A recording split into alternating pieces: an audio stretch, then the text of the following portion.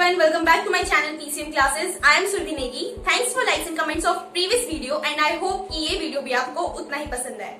So हमने previous video में complete कर लिया था 3.4 तक and आज हम कंटिन्यू करने वाले हैं chapter 3rd. So let's get started. So आज हम करने वाले हैं miscellaneous exercise. सबसे पहले हम करेंगे क्वेश्चन नंबर 1.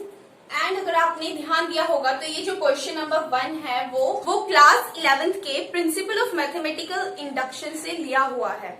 ओके अगर आप पढ़ के आए हैं तो बहुत अच्छी बात है, बट अगर आप भूल गए हैं तो डोंट वरी, हम इसमें कवर कर लेंगे. ओके तो हम स्टार्ट करते हैं क्वेश्चन नंबर 1. क्वेश्चन नंबर 1 में मुझे ए मैट्रिक्स गिवन है एंड इक्वेशन गिवन है. ओके मुझे वो इक्वेशन जो है वो सॉल्व करनी है, वो शो करना है.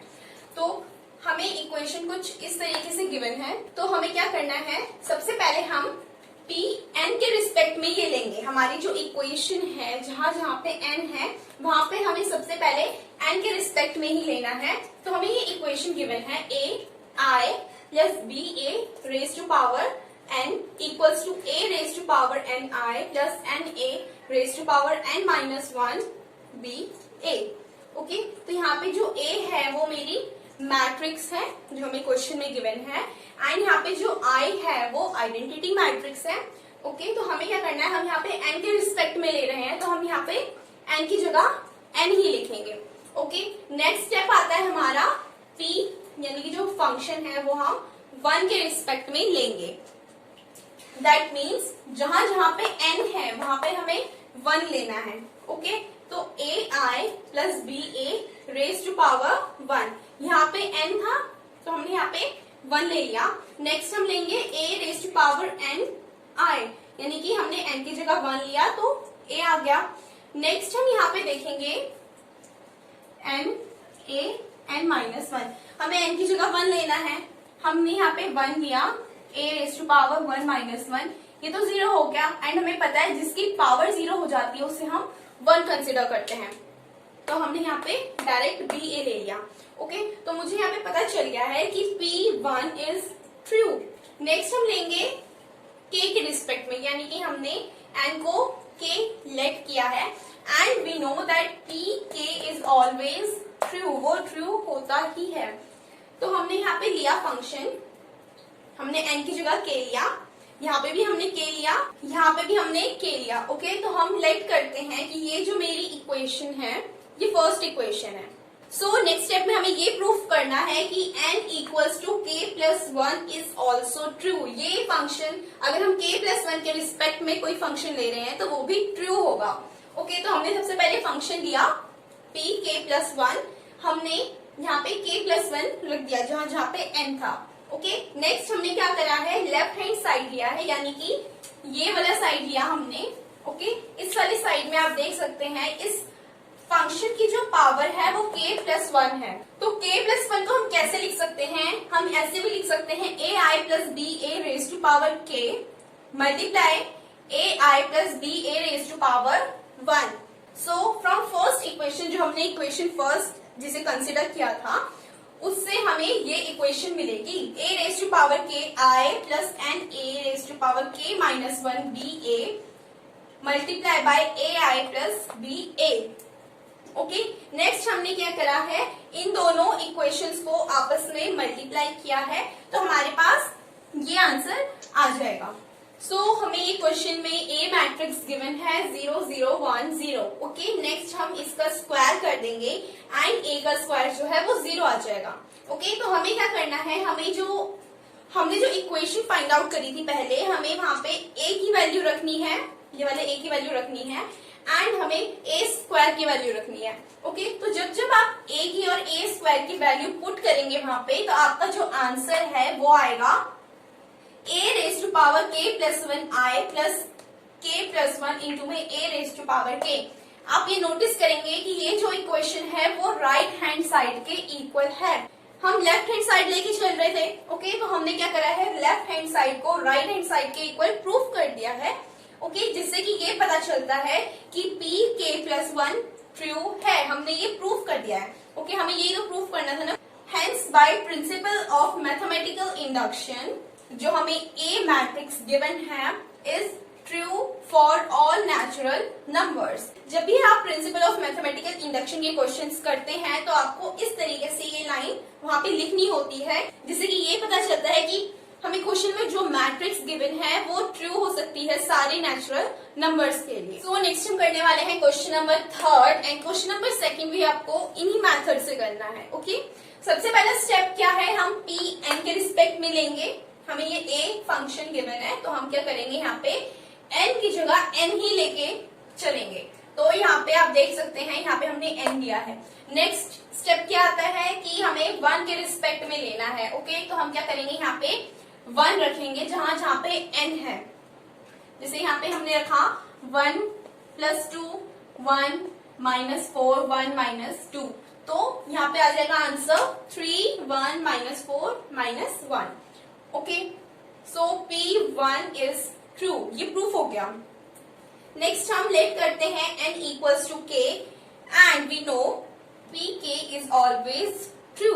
सो pk जो आएगा फंक्शन n की जगह हमें k रखना है। ak = 1 + 2k k -4k and 1 - 2k। Next step है कि हमें ये प्रूफ करना है n = k + 1 is also true. तो हम क्या करेंगे, p k + 1 लेंगे। ओके, यहाँ हमने लिया a⁻k + 1 1 + 2 k + 1। इसी तरीके से हमने जहां जहां पे n था वहां पे k + 1 ले लिया है। ओके, नेक्स्ट हमने क्या करा है, हमने लेफ्ट हैंड साइड लिया है, यानी कि ये वाला हमने लिया है, ये वाला क्वेश्चन हमने लिया है a⁻k + 1। तो हम इसे कैसे लिख सकते हैं, a⁻k × a एंड a⁻k, इसकी वैल्यू हम पहले वाले इक्वेशन में फाइंड आउट कर चुके हैं, वो होती है ये।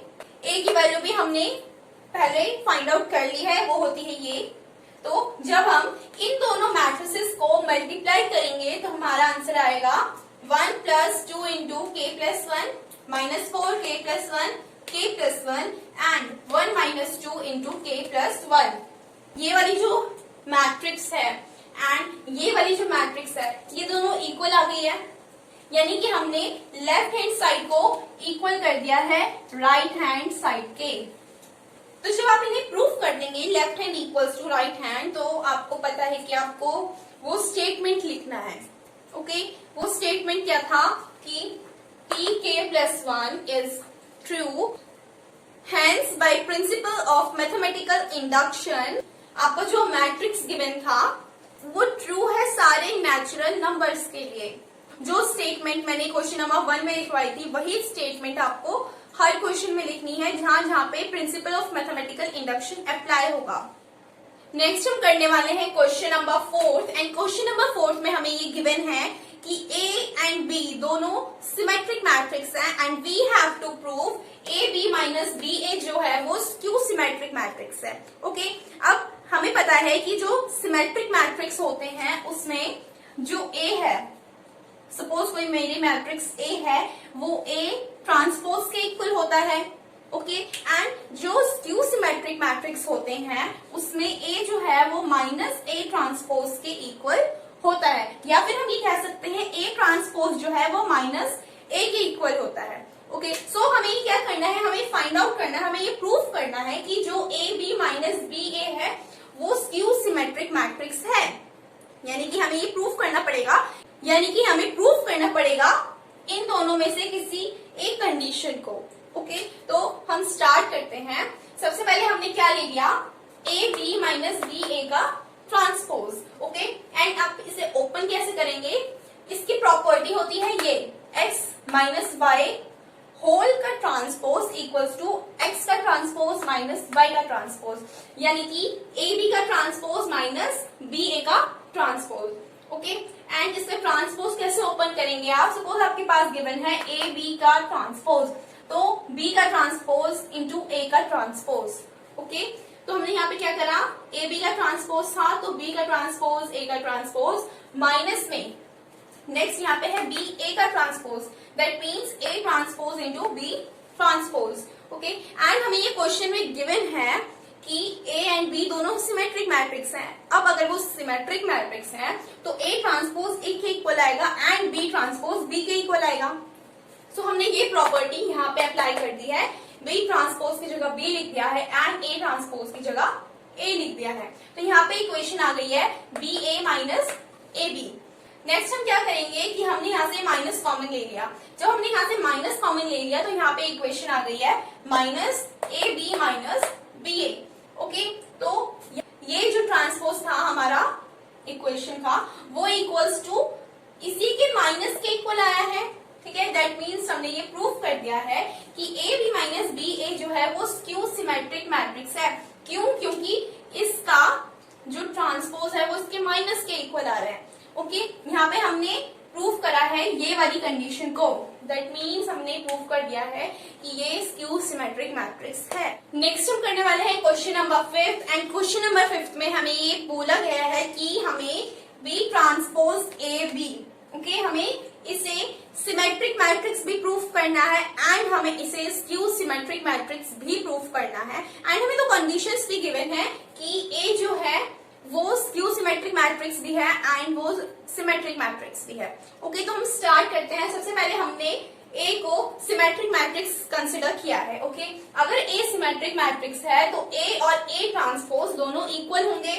ओके, तो हमने यहाँ पे क्या करा है, यहाँ पे हमने बी ट्रांसपोज ए बी, इसका हमने ट्रांसपोज निकाला है। दैट मीन्स हम यहाँ पे ऐसे लिख सकते हैं कि बी ट्रांसपोज ब्रैकेट में A B and whole transpose. Okay, तो यहाँ पे ए बी का अलग से ट्रांसपोज होगा एंड बी ट्रांसपोज का अलग से ट्रांसपोज होगा। सो ए बी का जो ट्रांसपोज आएगा वो हम पहले पढ़ चुके हैं। ए बी का ट्रांसपोज आएगा B transpose A transpose. Okay, and यहाँ पे A transpose equals to A है तो हमने यहाँ पे ए ट्रांसपोज को डायरेक्ट ए लिख दिया है। ओके, नेक्स्ट क्या है, बी ट्रांसपोज का ट्रांसपोज, यानी कि बी ट्रांसपोज का ट्रांसपोज क्या होता है, बी होता है। सो हमने यहाँ पे लिख दिया है। एज यू कैन सी यहाँ पे आंसर आ रहा है B transpose A B. That means B transpose A B equals to B transpose A B आ गया, यानी कि हमने यहाँ पे प्रूफ कर दिया है कि बी ट्रांसपोज ए बी जो है वो सिमेट्रिक मैट्रिक्स है। ओके, नेक्स्ट हम देखेंगे स्क्यू सिमेट्रिक मैट्रिक्स का। तो हमने यहाँ पे A transpose equals to minus A लिया है। ओके, जो कि स्क्यू सिमेट्रिक मैट्रिक्स की प्रॉपर्टी होती है। नेक्स्ट हमने क्या करा, जैसे हमें यहाँ पे पूरे का ट्रांसपोज किया था सेम मेथड से हमने यहाँ पे ट्रांसपोज किया है ए बी का transpose B transpose transpose. Okay, A B का ट्रांसपोज क्या आएगा, B transpose A transpose and B transpose के ट्रांसपोज का क्या आएगा, बी। सो यहाँ पे ए ट्रांसपोज की वैल्यू हमें माइनस ए गिवन है, हमने यहाँ पे इस बार माइनस ए पुट कर दी वैल्यू। सो हम ये माइनस का साइन बाहर ले सकते हैं, हमने बाहर ले लिया minus B transpose A B. तो हम इसे ऐसे लिख सकते हैं माइनस ब्रैकेट में बी ट्रांसपोज ए बी। हमने यहाँ पे यानी कि प्रूफ कर दिया है कि B transpose A B equals to minus bracket में B transpose A B. That means B transpose A B यहाँ पे स्क्यू सिमेट्रिक मैट्रिक्स प्रूफ हो गया है, जो कि हमें क्वेश्चन में बोला गया था। नेक्स्ट हम करने वाले हैं question number 6 and question number 6 में हमें ए मैट्रिक्स गिवन है and we have to find the value of X Y Z. Okay, and हमें क्वेश्चन में एक इक्वेशन भी गिवन है A transpose into A equals to I.